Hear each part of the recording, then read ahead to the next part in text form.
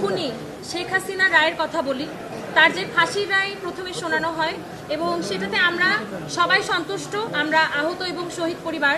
দ্বিতীয়ত, তৎকালীন স্বরাষ্ট্রমন্ত্রী আসাদুজ্জামান খান কামালের কথা যদি বলি, সেই ক্ষেত্রে তারও ফাঁসির রায় শোনানো হয় এবং সেটাতেও আমরা সন্তুষ্ট। কিন্তু আইজিপি চৌধুরী আব্দুল্লাহ মামুনকে যেহেতু সে রাজসাক্ষী হয়েছে, সেই পরিপ্রেক্ষিতে তাকে 5 বছরের সাজা শোনানো হয়েছে, যেটাতে আমরা সন্তুষ্ট না। কারণ সে যতটুকু যা অপরাধ করেছে 5 বছর কিছুই না, আমরা ন্যূনতম তার যাবজ্জীবন কারাদণ্ড চাই। এবং শুধু রায়তেই আমরা সন্তুষ্ট না, আমরা চাই যেই দুইজনের ফাঁসির রায় শোনানো হয়েছে তাদেরকে যেখান থেকে পারবে এই সরকার ধরে নিয়ে আসবে এবং যত দ্রুত সম্ভব তার যে রায় সেটা কার্যকর হবে। কারণ শুধুমাত্র রায়ে আমরা সন্তুষ্ট হব না, আমরা যতক্ষণ না পর্যন্ত তাদের ফাঁসি দেখতে পাচ্ছি, তাদেরকে দেশে ধরে এনে ফাঁসি দিবে, এই জিনিসটা যতক্ষণ না দেখতে পাচ্ছি আমরা আমাদের লড়াই বন্ধ রাখবো না, আমরা ততদিন চালিয়ে যাব। কারণ আমরা মনে করি এই আমরা যারা এখানে আছি, আমরা আমাদের নিজেদের ভাই হারিয়েছি, কেউ সন্তান হারিয়েছে, কেউ নিজেদের চোখ হাত পা হারিয়েছে,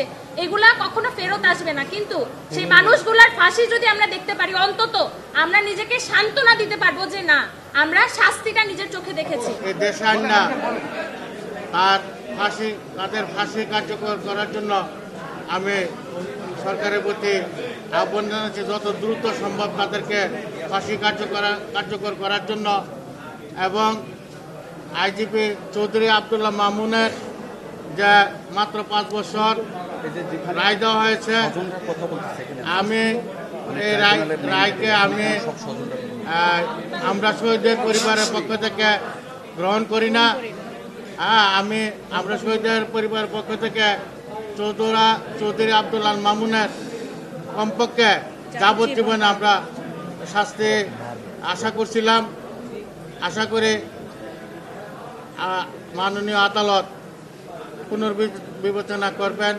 খুনি হাসিনার রায় হয়েছে এবং আসাদুজ্জামান কামালের রায় হয়েছে, তাদের ফাঁসি কার্যকর, সেটা আমরা সরকারের কাছে বিনীত অনুরোধ করছি অতি দ্রুত তাদেরকে দেশে এনে এই ফাঁসি কার্যকর করা আমাদের একটা আশা আকাঙ্ক্ষা। আমরা চাচ্ছি যত দ্রুত তাদেরকে দেশে এনে এই ফাঁসি কার্যকর করা হোক। এবং এত ম্যাসাকার হয়েছে যেখানে চৌধুরী আব্দুল্লাহ মামুন তার নির্দেশে অনেক আমাদের সন্তানগুলাকে পাখির মতো গুলি করে হত্যা করা হয়েছে, সেখানে তাকে মাত্র 5 বছর সাজা দেওয়া হয়েছে। আমরা এই সাজা শহীদ পরিবার এবং আহতরা গ্রহণ করছি না।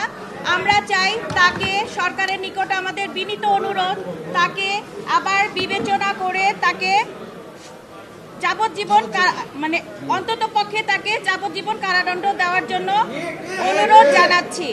আজকে আদালত রায় প্রদান করেছে, সেখানে যে 3 জনের নামে রায় প্রদান করা হয়েছে তার মধ্যে 2 জনকে মৃত্যুদণ্ড এবং একজনকে 5 বছরের জেল প্রদান করা হয়েছে। যাকে 5 বছরের জেল প্রদান করা হয়েছে তিনি হচ্ছেন এই তিনটা মামলার সে রাজ সাক্ষী, তার কারণে তাকে 5 বছরের জেল দিয়েছে। আমরা এই আমাদের শহীদ পরিবার এবং আহতদের পক্ষ থেকে আমরা এই প্রহসনমূলক বিচারকে উপেক্ষা করলাম। আমরা আবার হাইকোর্টে আপিল করব।